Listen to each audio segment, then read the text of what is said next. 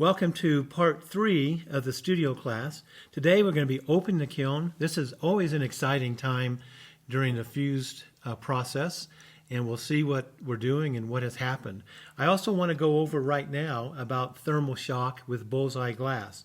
Thermal shock happens between 250 and 1,000 degrees, so you don't want to expose the glass to cool air while the glass is within that range of temperatures, either going up or coming down. That's why I wait till the kiln gets to about 100 degrees before I open up the kiln. In that way, I'm pretty well assured that it's through the thermal shock range and I can safely open that kiln without the glass being exposed to uneven temperatures and start to crack.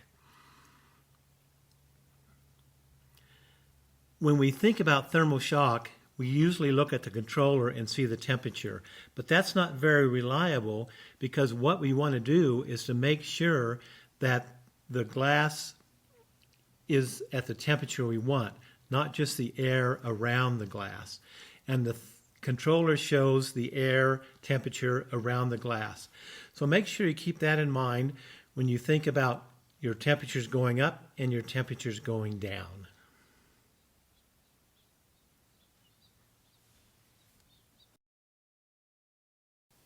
We got the piece out of the kiln and it's sitting here on my workbench. So let's take a look at it, and I want to talk about the types of colors that we used, and I also want to give you the kiln's schedule that I used for this piece. And we'll talk a little bit about being able to calibrate to the temperature of the kiln and what tool I use for that. So let's start with the color. Several things here. I have the color stuff written down, but one thing that you really need is the reactive potential of bullseye glass chart. And this chart, as you can see, gives a bunch of colors, and it tells you which colors are reactive to one another and which are not. So I use this quite a bit when I start talking about colors, when I get my colors together and the stuff that I want to use. So remember to get that. It's a good resource, a good reference as you're picking out glass, especially if you want reactive type glasses in your piece. The colors that I used for this piece were colors that I thought would work together. Some of them are reactive, some of them are not. So I have dense white, 0313, and you can see the dense white in the piece. Here's some, and you can see the reaction that's happening. This piece here is French vanilla, and you can see the dark outline that happens with reactive glass. The same way with this spring green and this robin egg. There's some reaction happening here, even though robin's egg is not listed on the chart, on their resource chart. So you'll find that some glasses will react even though it's not on the chart. That's why it's good to do some experimenting, maybe use a small kiln that I have here, kind of a test kiln. You do your test pieces, and that will give you some idea of reactions that are happening. So we have the dense white, we have the spring green, which is 0126. We have the reactive cloud. Now, reactive cloud, I did not put in the piece. I was going to, but as I was building the piece, I forgot. I didn't intentionally seek out to put reactive cloud someplace. Sometimes reactive cloud works as a reaction, and sometimes it doesn't. So it's kind of a hit and miss with reactive cloud, but it would have been interesting to see if it worked. I use artichoke green, which is right here on the edge, and that is 0131. Cobalt blue, 0114, which you see right here on the edges. We have, again, robin's egg blue, which is 0161. French vanilla, 0137, which is here, and you can see the French vanilla in various places. The neat thing about French vanilla, if it overlaps another piece of French vanilla, it makes a line. So you can see these lines happening, and that's kind of cool. I also use some deep plum,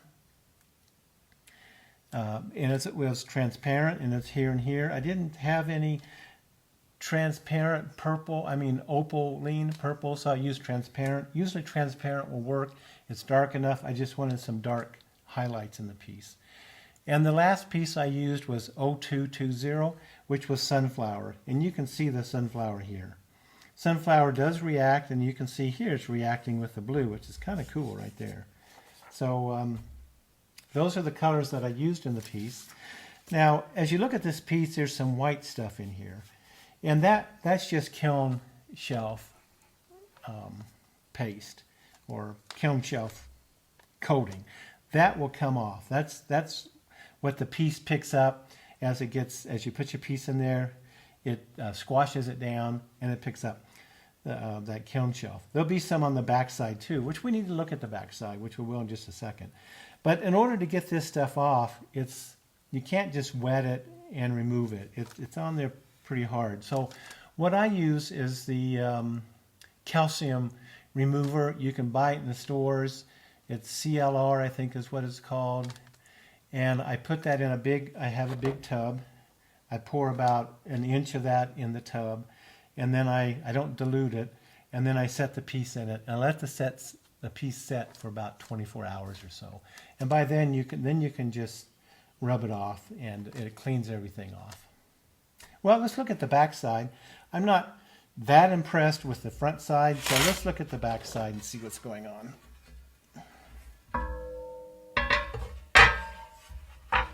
So here we have the back side, and if we look at it, definitely like what's going on here. I like kind of this stuff here. So, we'll take a look at it after we clean it up and kind of see what we want to do as far as cutting some pieces out of it. Let's put it back on the front side again.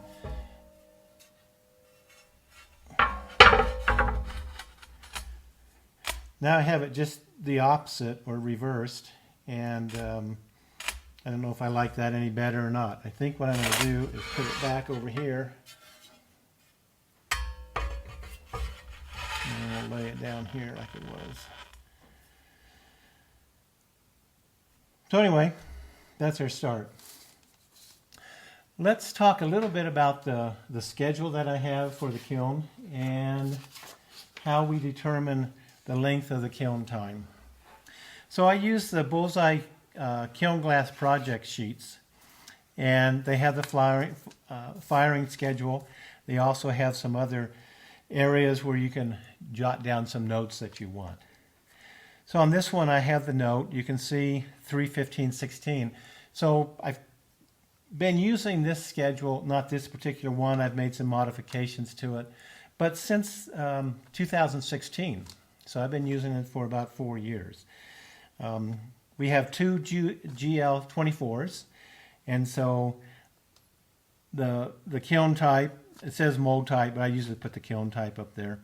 And it's a GL24, and it's the west kiln. So I have one kiln on the west side of the studio, the other kiln on the east side of the studio. That way I know which kiln that this project is in. And I also have my notes here. I use user 6 on the west kiln, that plugs that in, and then user 5 on the kiln on the east. So I just type in user 5, and then this automatically fills in for the schedule. So let's go over the schedule, and let's calculate how much time we're looking at to fire when this piece fired. The first section is rate is 150 degrees per hour up to 1225, and we hold for 1 hour. So to figure out how much we go, I guess I could have used a calculator, but I don't have one. So you can take that and divide by 150. So that's going to be 9 hours, 9, 10, 11, 12. Let's try 9. So that's 0, 45, and put a 4 up here, 9, 10, 11, 12, that's 13. So let's go about 8 hours with it. So 8 hours is 0, that's 40, 8, 9, 10, 11, 12. And then we have 25 each. So that first section then is going to take roughly 8 hours. We're going to hold it for an hour, so we have 9 hours on that first section. The second section is a rate of 100, and we want it to go to 1525. So you take 1525, subtract 1225, you get 0, 0, and 3. So you got 300 degrees. So that's going to take 3 hours. Section 2 is going to take 3 hours, and we hold it for an hour, as you see here. So a total of 4 hours. And then we drop it down to 1200 degrees, and we hold it there for 1 hour. Now, in order to know what a full drop, so that from 1525 to 1200 is not a controlled temperature. It can vary depending on the ambient temperature outside your kiln. So that's roughly 325 degrees. So 325 degrees, the kiln that I have, that'd take about 2 hours to drop. So I'm going to say 2 hours for that, and then it's held at 1200 degrees for 1 hour. So that's 3 hours, let's say. And then from 1200 to 900,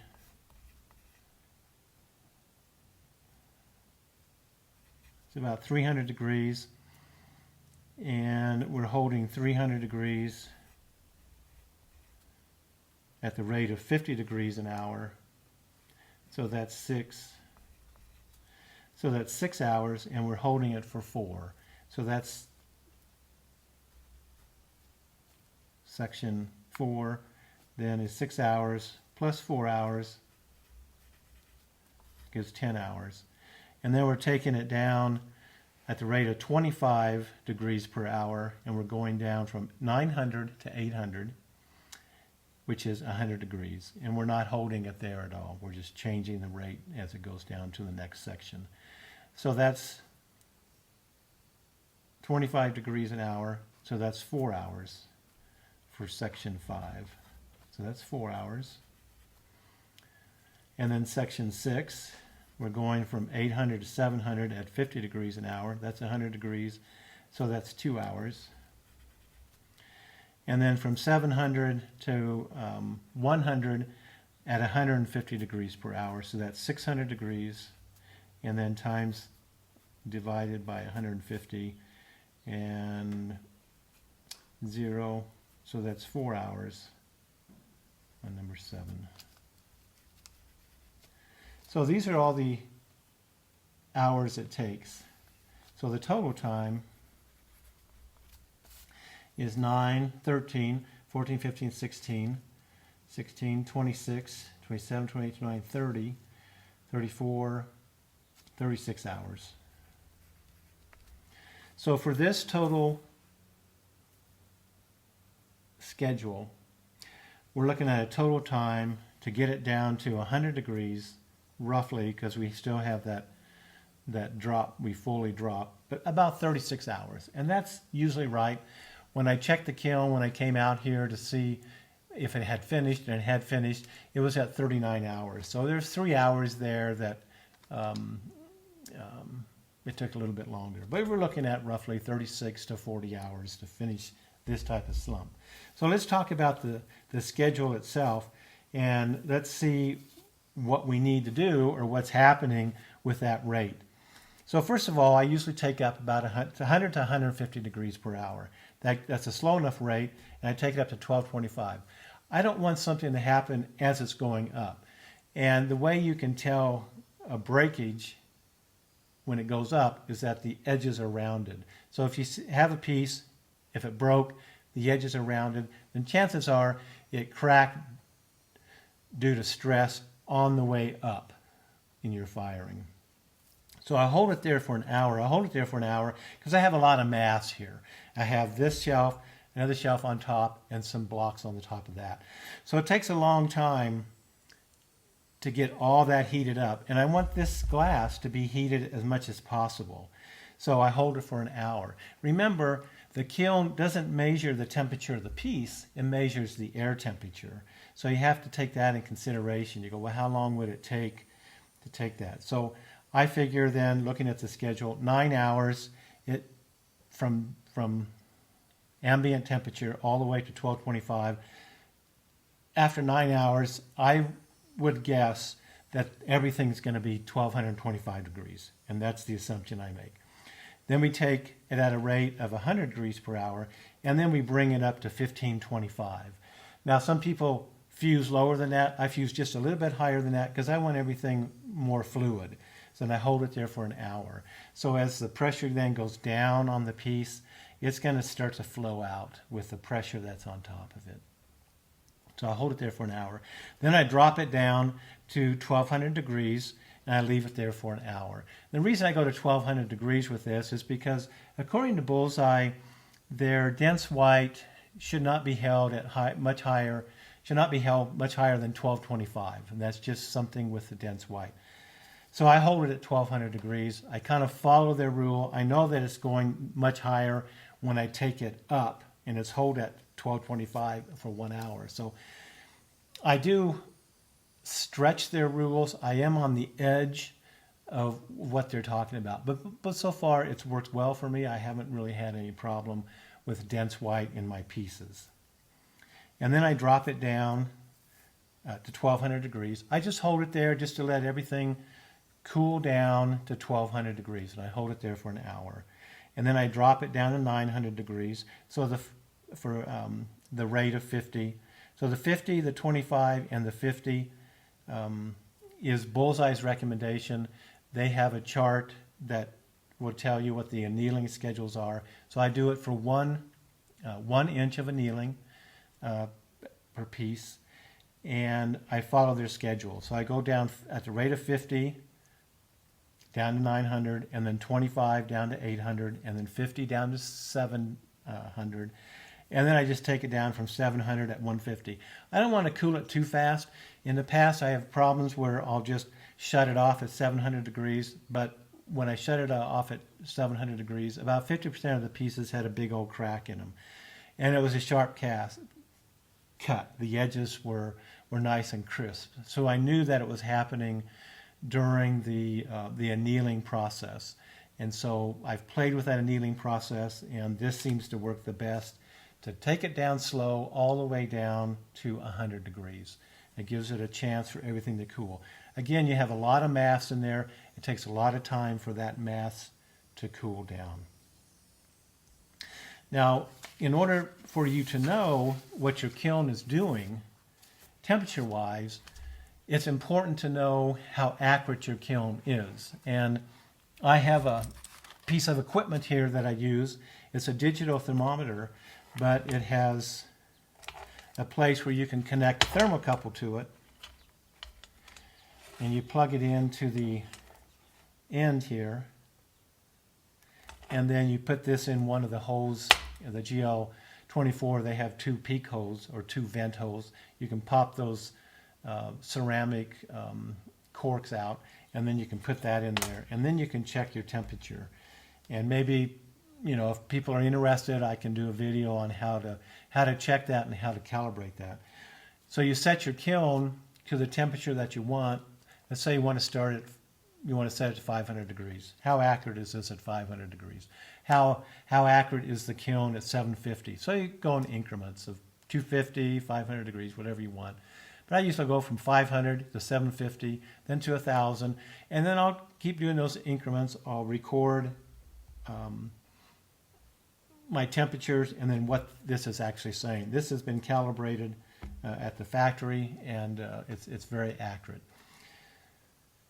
So I'll write that down all the way up to 1525, and then when I get done, I'll see if there's some discrepancy. So let's say it's the kiln is 100 degrees or 150 degrees hotter than what the actual temperature is.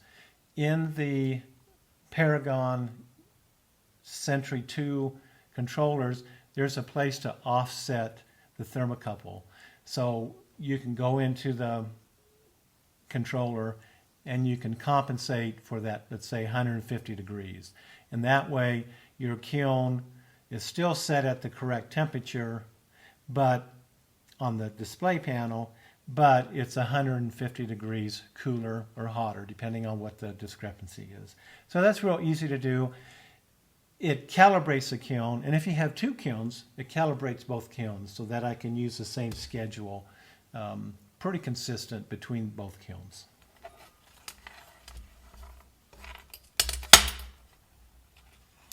These are available for about $100 or so. They're well worth it. You can check that all the time. If you're changing out the filaments in the kiln, the heating coils, then you really need to calibrate, because those heating coils will be a little bit hotter than if you have a kiln that's had them in there for 5 years or so. Change it out, put the new coil in there, the heating coil, and then calibrate it. And then you can check that.